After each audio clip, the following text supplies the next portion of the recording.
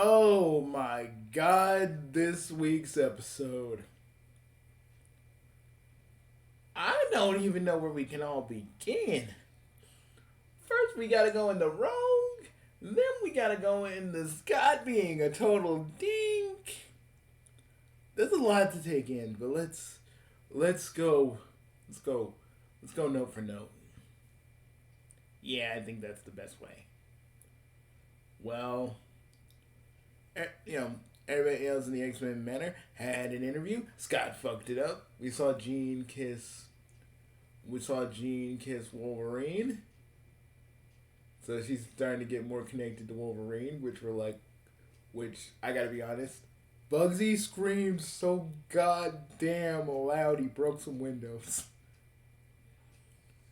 I can't help it. That was like, I don't know. It hit me so hard because it's something I've always wanted to see, but it never happens in any of the continuities or any of the timelines I've seen. So and then Madeline Pryor tried to talk to Scott in his mind, and Jean got mad, and I was like,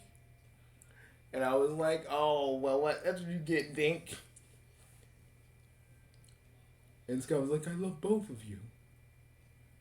You know, I know I'm a doctor of like science and stuff, but like if I had to make a quick little thing, I mean, I gotta be honest. Scott don't know how he feels because he has been with this clone for God knows how long, and there are a lot of feelings there because he still sees her as Jean. While Jean is trying to figure out, her place with Scott, which really doesn't seem like they actually like. I think Scott's leaning to the way of maybe being with Marilyn Pryor, and that I think that'd be okay. Sure, there'd be a lot of hurt feelings and a lot of shit, but I feel like that is the better course of action. Sure, it wouldn't be the right thing to do. It wouldn't be the correct thing to do, but it would be something. And can we all just be happy the fact before we get into Magneto Rogue territory? Can we all just be happy? I mean, can we all just be happy that we all saw Hank get known for his accomplishments, and get complimented by someone that ain't the X-Men for a minute? Cause he enjoyed that. Not I just like seeing him happy. Me too, Jimmy. Me too. But yeah, there's that. And the fact that the interview team was still there the moment when the breakdown happened, it was just kind of, it made me laugh. I'm sorry, I just had to fucking laugh. Scott didn't have to tell them all the shit he gave them up. He just said, "Let me just say," he could have said, "Well, let me just say it's a very sore subject. I had to give, I had to give, I had to give him up because something really truly happened, and I'm not at liberty to say, but that's what happened. I know you're trying to seem that we're just like normal people, but there's a lot of stuff that the X-Men deal with that y'all just don't know, and as much as I would like to be seen as normal, we're not." Easy. See, how hard is that, guys? How hard is that? Well, I mean, Bugsy, we don't have to deal with that shit because in our universe, people just accept that Chaos Lords are a thing. It wasn't always like that. Yeah, but they accept it. Fucking everybody in freaking Marvel's like, nah, mutants, but we get saved by Captain America, who got his powers from a super serum, and Spider-Man, who got his powers bit by a radioactive spider. But those damn mutants.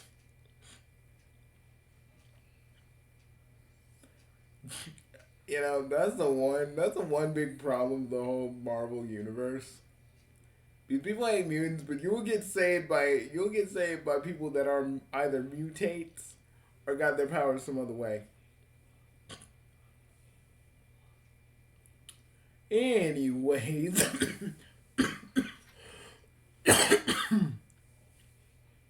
with that cough, we're gonna get into Rogue, Magneto, and Gambit. Let's get ready. We also see Nightcrawler, and I was like, I don't know, man. I just love this version of Nightcrawler so much. It's like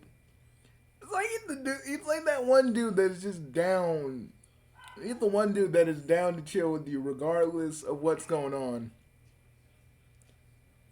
He's like one of those dudes that's like, you call him up, he's like, yo. I'm like, hey man, you wanna chill? And like, I feel like, Nightcrawler would be like, hey, yeah, sure thing, man. Of course I can hang. Bugsy. That's exactly what I used to say to you back in the day. Yeah. I would say you do embody a lot of Nightcrawler's qualities sometimes. Really? Mm-hmm. But Fighter Bugsy, you mind Master Bugsy, you mind getting us to the point? Oh yeah. So Genosha's like cool. We see like Multi-Man. I think we even saw Dazzler. And the Morlocks are just chilling out. It's like a fucking thing. But they're getting, they got the whole little counselor thing going on. Like their own little council. And they say to Magneto, hey, we want you to rule. We want you to rule Genosha. And he's like, nah, I still gotta do this. And so Magneto decides to make Rogue his queen. And let's be real. He says like he needs her, but like let's be real. Magneto may have some feelings for her, but let's be real. Some shit got physical in that danger room. There's probably, let's just say there's probably a lot of DNA in that danger room. Just everywhere. What makes you think that Rogue and them were banging though? Dude, they had the danger room for an entire week. An entire week. You are not training. Unless you are us, you are not training that much. You're not training that much. Even if you are a mutant, you ain't training that hard. I do agree with Megalo. That's just that pretty much shows, hey, we banging. We can't do it anywhere else because everybody else will figure it out. So we doing it in the danger room because no one's gonna bust up in there if we lock it. I'm just saying. And trust me, Bugsy, I've used your holodeck. Me and Akaku have used your holodeck like 5-6 times. All of you fucking do it. Yeah. See, this is why I got a cleaning routine in there. It's like a sub-routine whenever you motherfuckers use it for fucking banging. Even me, Bugsy? Especially you, Jimmy. Or Mr. B. Especially you. You and Gothica are worse. I ain't even gonna say because I'm not gonna put my clone brother on blast. But I will say this. It is fucking disgusting with you guys. It's fucking disgusting that y'all don't clean up. Man, I use the fucking holodeck for stuff too, guys, and you just it's like a bunch of fucking folders. Y'all have a bunch of fucking folders. And it is horrible. It is the worst thing in the world. And it's gross. And I want to punch all of you in your balls. Even me? Well, Tario, you don't really actually use the holodeck for things, and I'm glad for that. You're the only one of these assholes that actually respects the holodeck as a thing. Though you did bang Sandy in there once, and I'm gonna let that go because that was like a one time thing. For these guys, you're all repeat offenders, especially you, Wolf Bugsy. Especially you. What did I do? Oh yeah.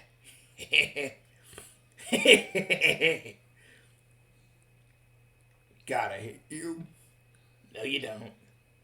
I don't. Fuck, I want to kick you in your balls. Anyways, let's get back to the fucking review, Bugsy. Jesus. So yeah, Rogue and Magneto. So she goes to after Magneto tells Rogue this, and Rogue's like, "I'm not for this. I still love Gambit." And then he's like, "I just need you as a political thing." Blah blah blah. Blah. And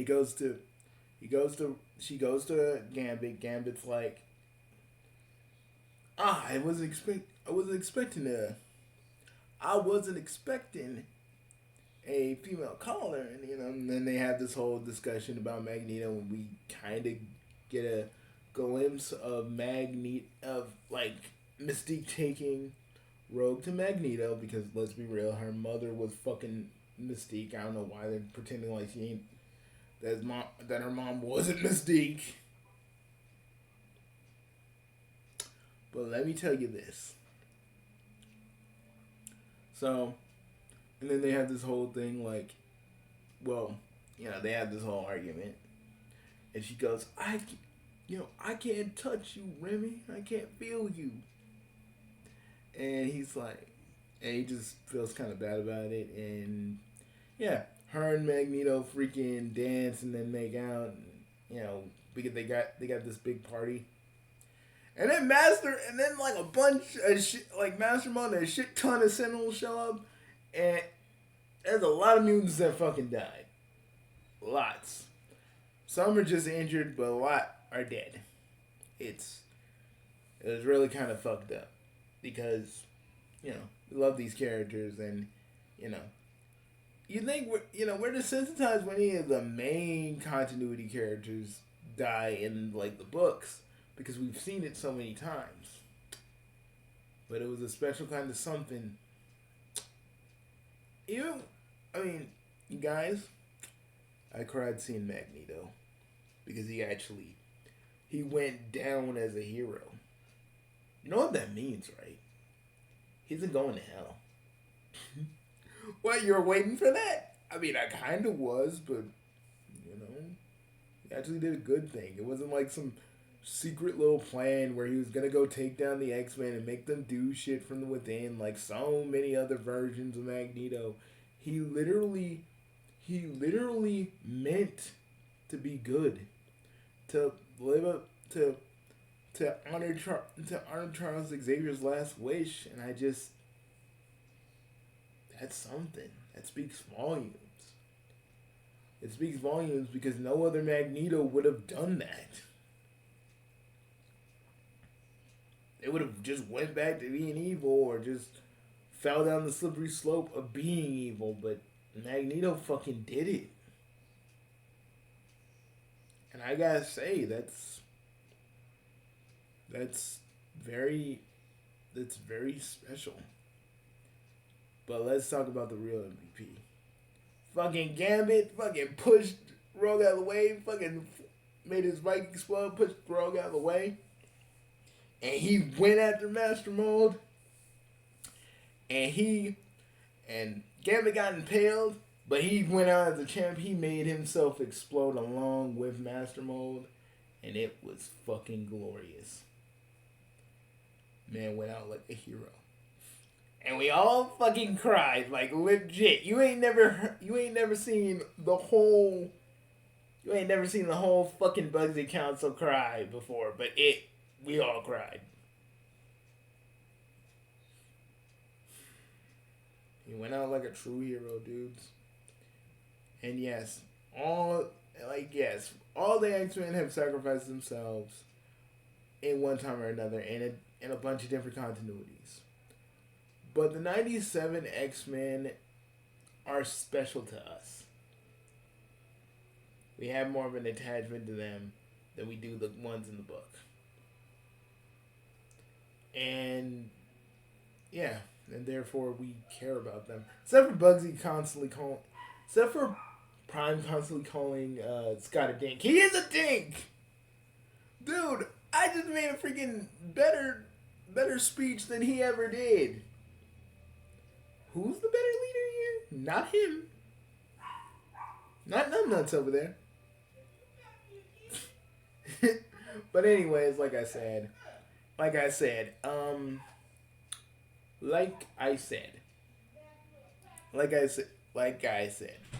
sorry, people are in the background saying things. Like I said,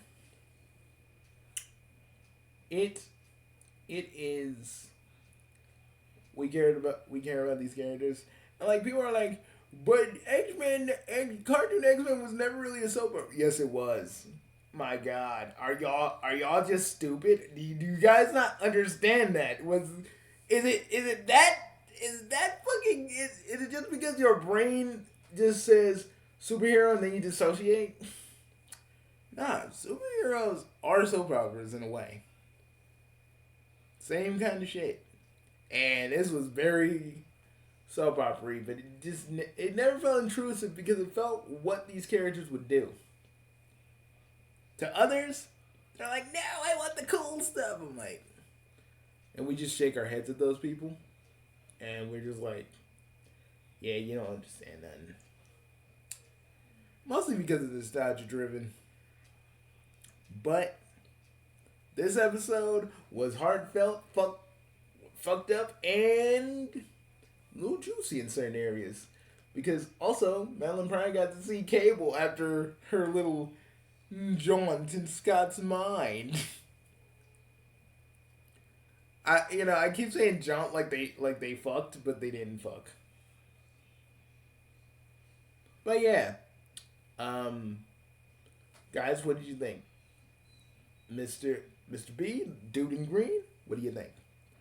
I really did like it. The drama was nice. We didn't have to kill Remy, but hey, that happened. I give it 5. Over? Well, even though in this picture I'm holding a spell book, I would have to say that the whole episode itself really was on point. Yet last week's was on point, but this one really struck it. It hit it big and really tugged at the heartstrings. Damn, how do you feel? Well, I feel that yes, there were a lot of things that were really right about it, and I can't really say anything that was really bad about it. Everything made sense and it was cohesive. The characters felt right, and all of us cringed when we saw, Rogue make out with Magneto. So, we all just went, ugh. Megalo? They brought back Nightcrawler, and everything else was good, and Scott was a dink. Enough said.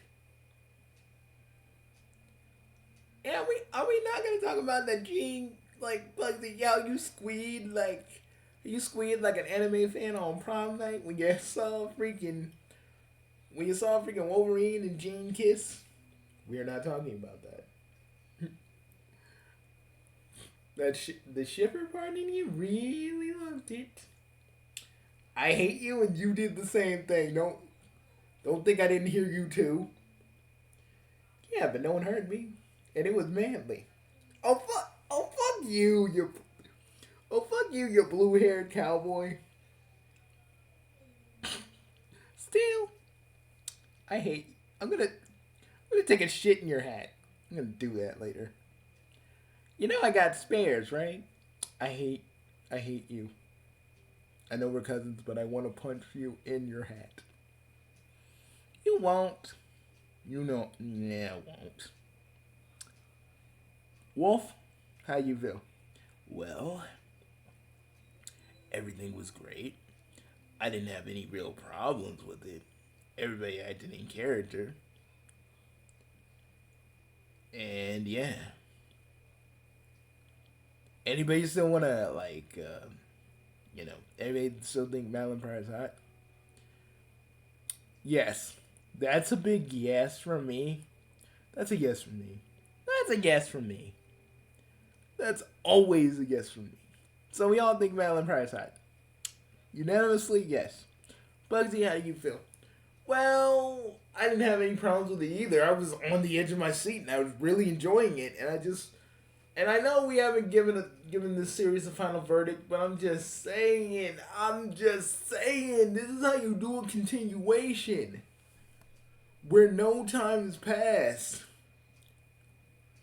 And I hope we get dazzled with a lot more of these episodes. And I really feel bad that the showrunner got fired before this show even came out. I'm just like, wow, he knew what he was doing.